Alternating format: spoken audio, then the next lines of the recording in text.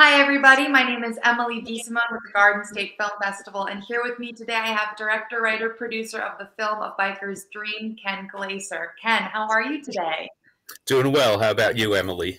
I'm doing well. Thank you for asking. So, Ken, can you give our live viewers a little tidbit about your film? Yes, well, I've been making films for a long time. I started doing 8mm film stock in my teens and try to cover a lot of different subjects.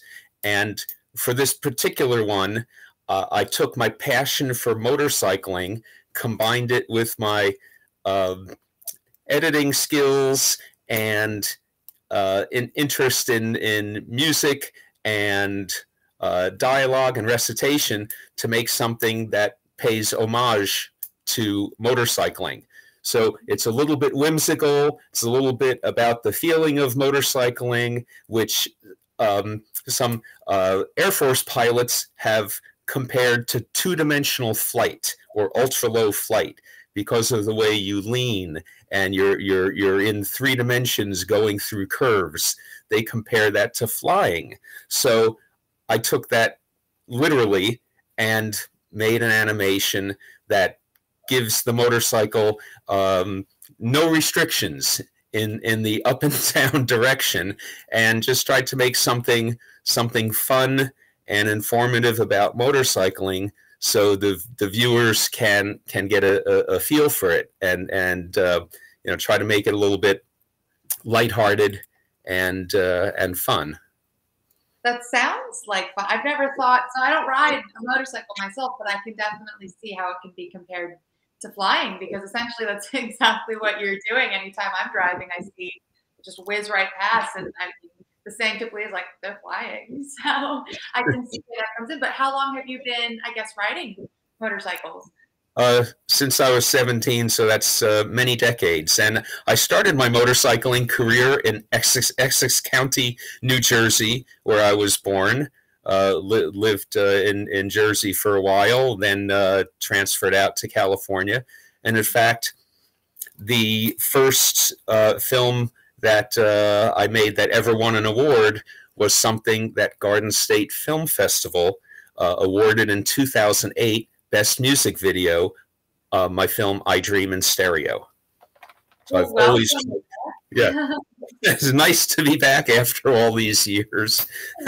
I just try to combine music and visual, and I've got so many inspirations from the famous directors and all that. So yeah, it's just a joy to share these bits with the audience, these films. Yeah, you said, so you've been doing this since you were 17. So I mean, Yeah. Even before that, my dad was into 8mm film, and for home movies, he always tried to give it a little extra twist with either stop motion animation or other kind of special effects for us kids, so we would enjoy the films even more. And he lent me the camera probably first when I was 13, and I made a film for my junior high school class. And since then, it's just always been a passion of mine, filmmaking and music. And then in the 90s, I started getting back into it with VHS camcorders, and now, of course, everything's digital, and that just allows so many more tools for the individual to really create interesting things, putting music and film and special effects and sound effects, and put everything together. And filmmakers out there know the editing process takes about 100 times more than the filming process, and especially you're dealing with animation, that even takes longer. So I tried to make sure every frame tells a story in this video, A Biker's Dream. so you directed, you wrote, you produced, and it sounds like you've been directing and writing, producing for some time now. So with like you're out in LA or near LA. You said you're in Yes. Irvine. Irvine, yes. Irvine. So you're working as, this is your day job, this is your night job, your weekend job, everything job? Right? My day job is actually in the motor vehicle industry, specializing in motorcycle safety. So my day job allows me to invest in my night job, which is filmmaking, my passion. So yeah, it's just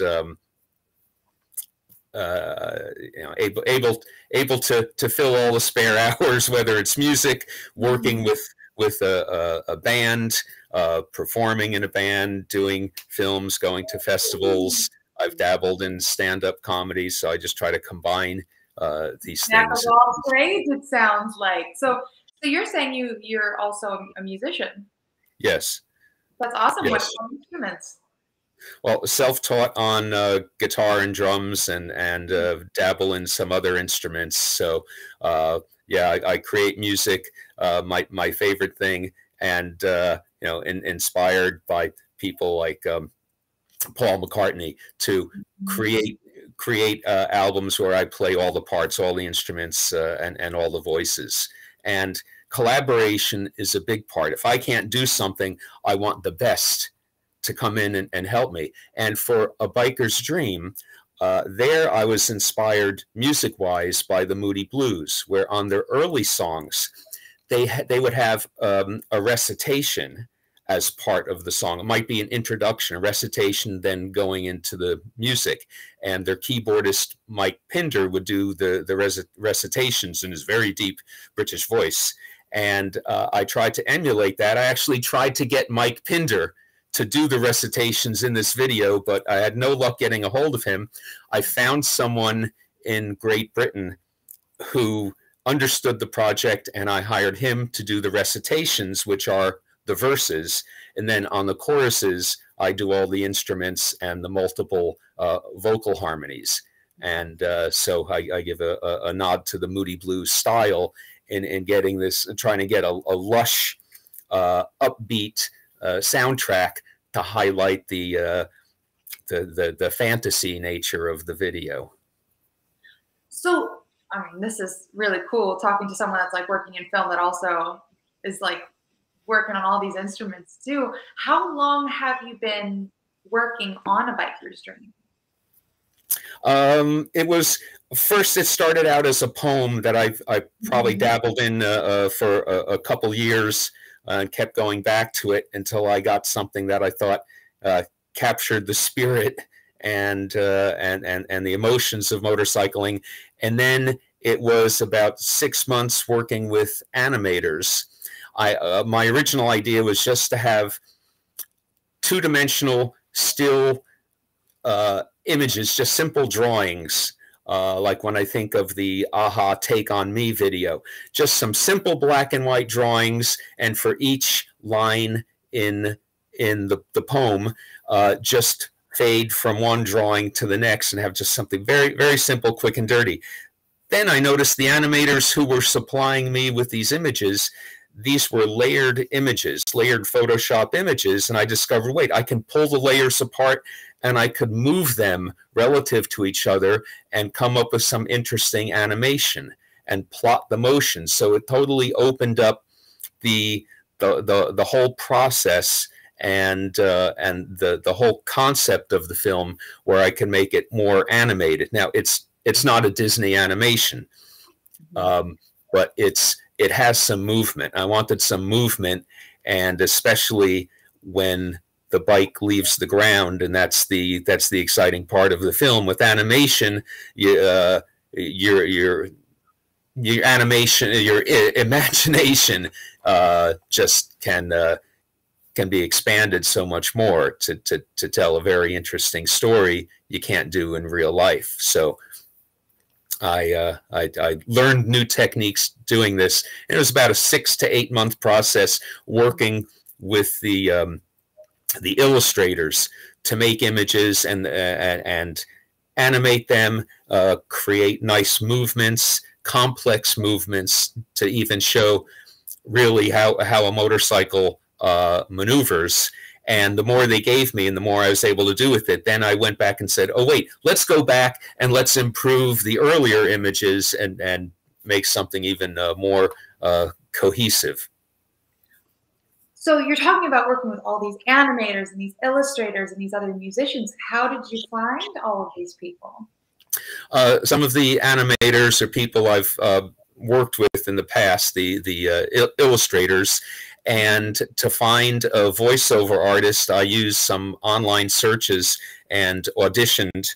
First, I tried some friends who were from England, but it just wasn't right. And it's like, no, I'm gonna invest in this and get the best voice, get the best illustrators, and put together a nice package. That's awesome. That's all. I mean, like, so these are people that you said you've worked with before? Some I've worked with, some were brand new to it, but they're in my file if I do any similar projects in the future. But like I said, each one of my films is quite different than the rest, so I don't know that I would do another illustrated type animation. But we'll see. I try to create something every couple of years, something new.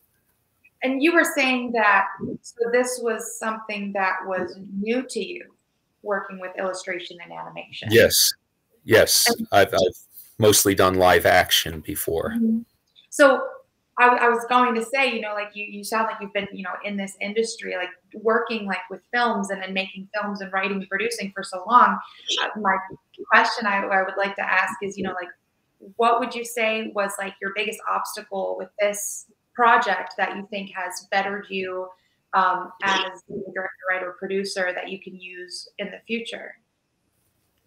Wow. One of the obstacles was just thinking too small in the beginning. And I couldn't think bigger until I just started noticing and working with the images, and it's like, wait, I can make something better. I don't have to just take the quick and dirty way.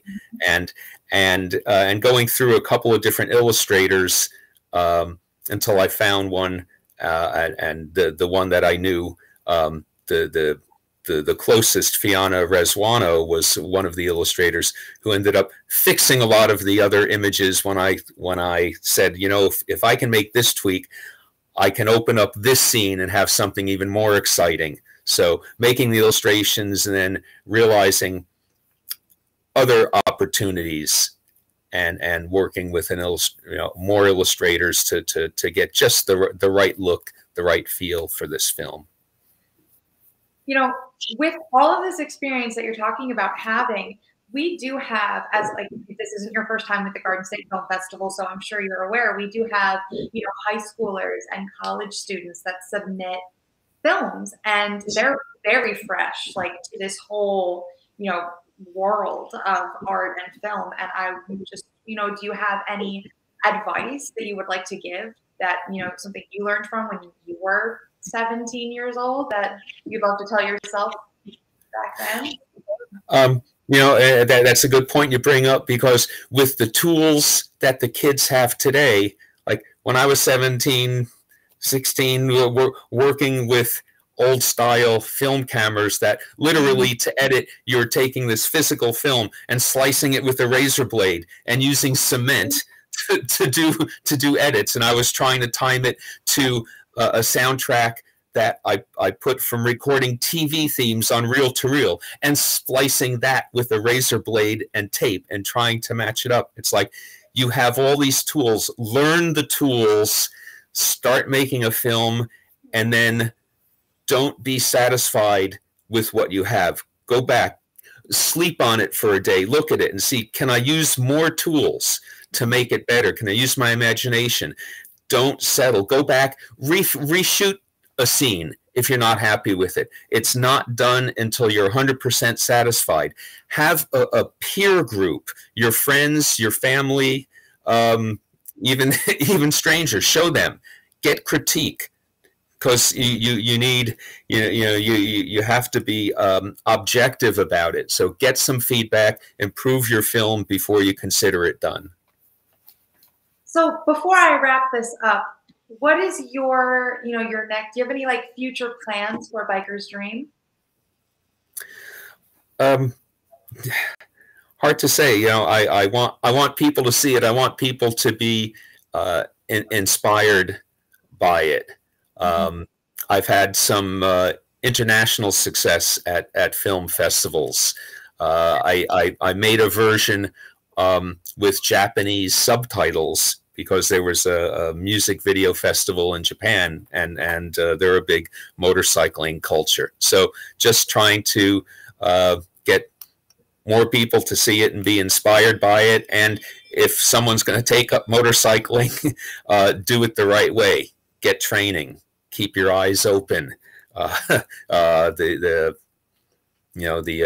road is not always a safe place. So I just want to inspire people and make them happy with these films. Well, I mean, I love that that is your motivation to make people happy. So Ken, I mean, I wish I could go on for an hour talking to you. Unfortunately, like we're about at time, but I do so appreciate you taking this time with me. I know that you had said you're not able to make it to the film festival this year. So it has been such a pleasure at least getting to talk to you somewhat face to face, getting to put a face to your name. You guys, you can all come see A Biker's Dream on Sunday, March 26th at the Kingsley Ballroom from 12 to 2:15. Ken, I hope you have a wonderful rest of your weekend and a speedy recovery. Thank you so much again for joining me today. Thank you, Emily. It's been a pleasure talking to you, and I hope everyone enjoys all the wonderful films this year at the Garden State Film Festival.